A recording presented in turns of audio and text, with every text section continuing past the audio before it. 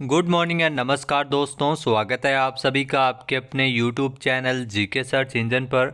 आज है 7 जनवरी और 7 जनवरी से रिलेटेड राजस्थान करंट अफेयर्स के जितने भी इम्पोर्टेंट क्वेश्चन हैं उन सभी को हम इस वीडियो में डिस्कस करने वाले हैं। तो पूरा वीडियो बहुत ध्यान से देखना और वीडियो के एंड में मैं आपसे एक क्वेश्चन पूछूंगा जिसका आंसर आपको कमेंट बॉक्स में देना है। कल के वीडियो में मैंने आपसे एक क्वेश्चन पूछा था जो था हाल ही में भारत और यूएई की थल सेना के मध्य संयुक्त सैन्य अभ्यास डेजर्ट साइक्लोन, जिसका पहला संस्करण इसका आयोजन राजस्थान में कहाँ किया जा रहा है। तो ये राजस्थान के बीकानेर में आयोजित हो रहा है, यानी कि ए ऑप्शन इसका बिल्कुल सही था। जिन दोस्तों ने ए ऑप्शन कमेंट बॉक्स में सही जवाब दिया था उनको हार्दिक शुभकामनाएं। जी हाँ, भारत और यूएई यानी संयुक्त अरब अमीरात की थल सेना के मध्य ये संयुक्त सैन्य अभ्यास जिसका नाम है डेजर्ट साइक्लोन, इसका जो पहला संस्करण है ये 3 से लेकर 15 जनवरी तक राजस्थान के बीकानेर में स्थित महाजन फील्ड फायरिंग रेंज में इसका आयोजन किया जा रहा है। इस युद्धाभ्यास में भारत की ओर से मैकेनाइज्ड इन्फेंट्री रेजिमेंट की बटालियन इसमें हिस्सा ले रही है। तो चलिए स्टार्ट करते हैं आज के करंट अफेयर्स। पहला क्वेश्चन है, हाल ही में देश का पहला regional driving training centre Rajasthan में कहाँ बनाया गया है। तो बहुत ही महत्वपूर्ण क्वेश्चन है ये। देश का पहला, ध्यान रखना, देश का पहला रीजनल ड्राइविंग ट्रेनिंग सेंटर ये राजस्थान के केकड़ी ज़िले में बनाया गया है, यानी कि ए ऑप्शन इस क्वेश्चन का बिल्कुल सही है। आइए जानते हैं इम्पोर्टेंट फैक्ट्स। तो राजस्थान के नए ज़िले केकड़ी में बना है देश का पहला रीजनल ड्राइविंग ट्रेनिंग सेंटर। जी हाँ, अजमेर संभाग के केकड़ी जिला स्थित विजयनगर और बांदनवाड़ा के बीच सिंगावल गांव में, ध्यान रखना, सिंगावल गांव में ये देश का पहला रीजनल ड्राइविंग ट्रेनिंग सेंटर है वो बनकर तैयार हुआ है।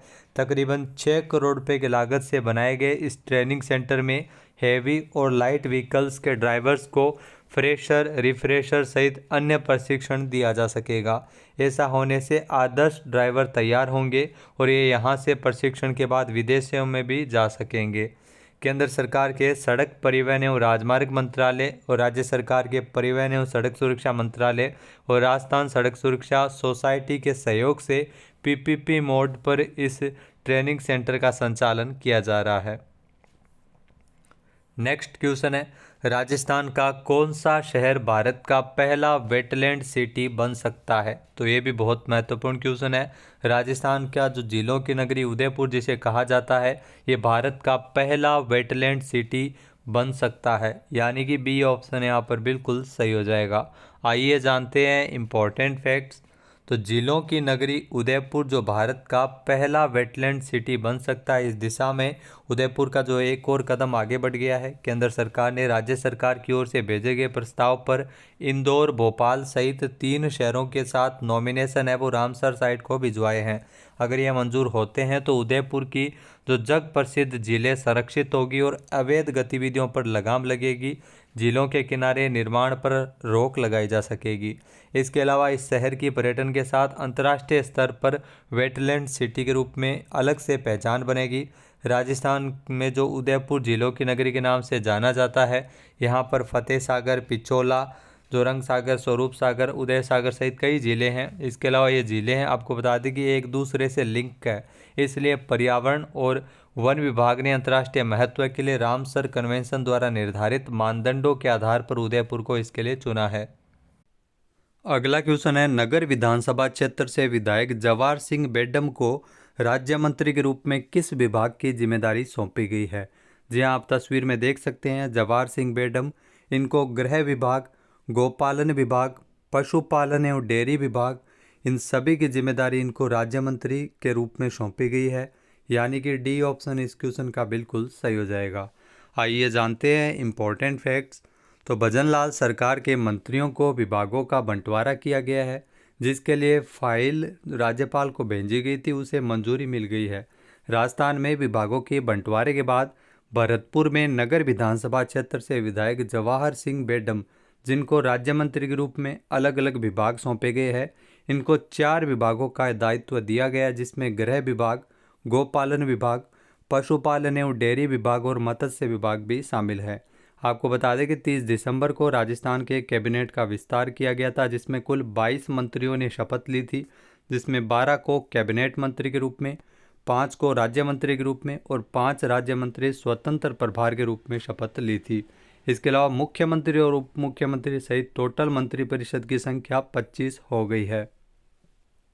नेक्स्ट क्वेश्चन है, राजस्थान में किस जिले की वर्षा जाखड़ जिनका राष्ट्रीय अंडर 19 क्रिकेट टीम के लिए चयन किया गया है। जो आप तस्वीर में देख सकते हैं, वर्षा जाखड़ ये राजस्थान के बाड़मेर से संबंधित है और इनका चयन राष्ट्रीय अंडर 19 क्रिकेट टीम के लिए किया गया है, यानी कि ए ऑप्शन इसका बिल्कुल।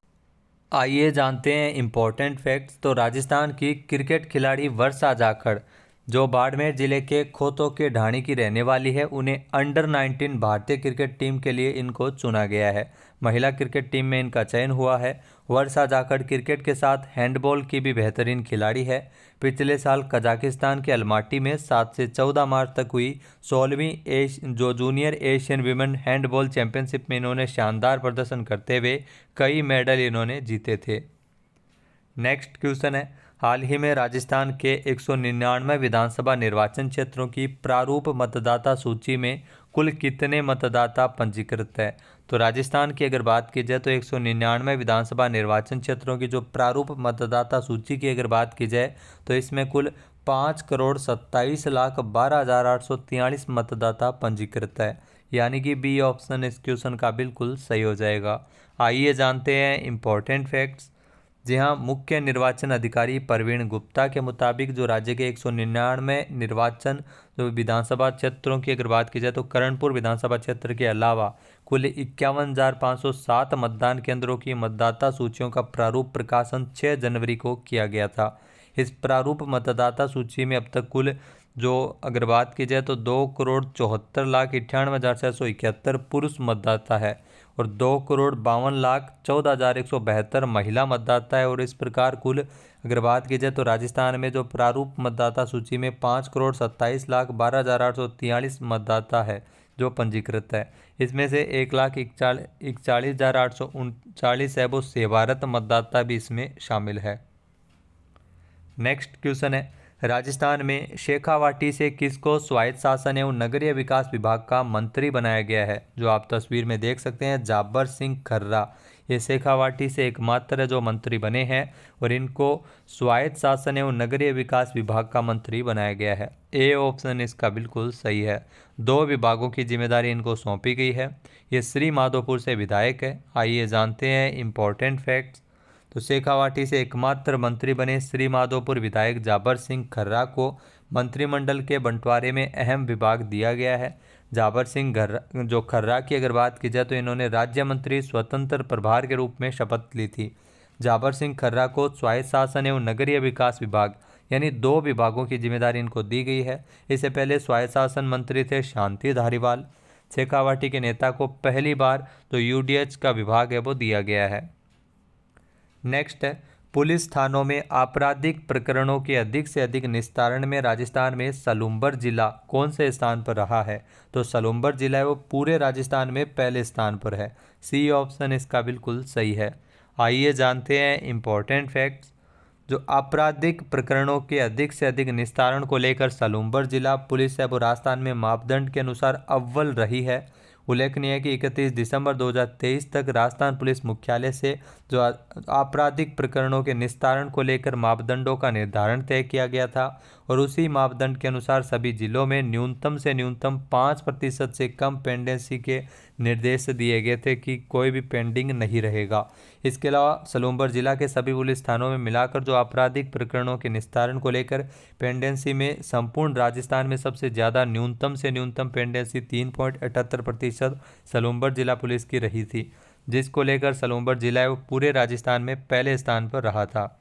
इसके अलावा प्रदेश में सभी जिलों में सलूम्बर जिला प्रथम रहा था और जाबर माइंस जो थाना है वो प्रथम स्थान पर रहा था, जिसकी पेंडेंसी न्यूनतम से न्यूनतम 2.05% रही थी। नेक्स्ट क्वेश्चन है, हाल ही में सिलिकोसिस रोग से पीड़ित मरीजों की जांच एआई यानी आर्टिफिशियल इंटेलिजेंस की तकनीक से किस राज्य में की जाएगी। तो राजस्थान में इस प्रकार की जांच की जाएगी, यानी कि बी ऑप्शन यहाँ पर बिल्कुल सही हो जाएगा। आइए जानते हैं इम्पोर्टेंट फैक्ट्स। तो राजस्थान में सिलिकोसिस मरीजों के लिए राहत की खबर है। अब संदिग्ध सिलिकोसिस श्रमिकों की जांच है वो एआई यानी आर्टिफिशियल इंटेलिजेंस तकनीक से हो सकेगी। इस तकनीक की खासियत यह है कि इसमें न केवल जो कम समय लगेगा जांच में, जबकि इसमें न्यूमोकोनोसिस बोर्ड पर भी दबाव कम होगा और पारदर्शिता अधिक बढ़ेगी। इस संबंध में सामाजिक न्याय व अधिकारिता विभाग के शासन सचिव डॉक्टर समित शर्मा ने कलेक्टरों को निर्देश जारी किए हैं। सामाजिक न्याय व अधिकारिता विभाग के मुताबिक अगर बात की जाए तो सिलिकोसिस प्रमाणीकरण के लिए राज्य सिलिकोसिस पोर्टल पर एआई एप्लीकेशन का उपयोग लिया जाएगा। अगला क्वेश्चन है, कादियाल साड़ियाँ किस राज्य से संबंधित है जिसे हाल ही में जीआई टैग मिला है। जो आप तस्वीर में देख सकते हैं कादियाल साड़ियाँ, ये पश्चिम बंगाल राज्य से संबंधित है जिसको जीआई टैग है वो दिया गया है, यानी कि सी ऑप्शन इसका बिल्कुल सही है। आइए जानते हैं इम्पोर्टेंट फैक्ट्स। तो राष्ट्रीय जीआई ड्राइव मिशन के एक भाग के रूप में पश्चिम बंगाल की कादियाल साड़ियों को भौगोलिक संकेत यानी जीआई टैग प्रदान किया गया है। इसी के साथ ही पश्चिम बंगाल के कुछ अन्य प्रोडक्ट को भी जीआई टैग दिया गया है, जिसमें सुंदरबन शहद, जलपाईगुड़ी जिले से जो काला नुनिया चावल, इसके अलावा तंगेल और गोरोड भी इसमें शामिल है। तो इसके अलावा कादियाल साड़ियाँ जिसे जीआई टैग दिया गया है, पश्चिम बंगाल वन विकास निगम लिमिटेड ने सुंदरबन शहद के लिए एक विशेष जीआई टैग के लिए आवेदन किया है। नेक्स्ट क्वेश्चन है, कॉरपोरेट सामाजिक जिम्मेदारी के लिए राष्ट्रीय खेल प्रोत्साहन पुरस्कार 2023 किसे प्रदान किया जाएगा। तो ये ध्यान रखना, राष्ट्रपति द्रौपदी मुर्मू ये पुरस्कार देगी। राष्ट्रीय खेल प्रोत्साहन पुरस्कार 2023 का ऐलान किया गया है और ये पुरस्कार ओडिशा माइनिंग कॉरपोरेट लिमिटेड को दिया जाएगा, यानी कि बी ऑप्शन यहाँ पर बिल्कुल सही हो जाएगा। आइए जानते हैं इम्पोर्टेंट फैक्ट्स। तो युवा कार्यक्रम एवं खेल मंत्रालय ने राष्ट्रीय खेल प्रोत्साहन पुरस्कार 2023 की घोषणा की है, जिसमें ओडिशा माइनिंग कॉरपोरेट लिमिटेड को जो कॉरपोरेट सामाजिक जिम्मेदारी के माध्यम से खेलों को प्रोत्साहन कैटेगरी में सम्मानित किया गया है।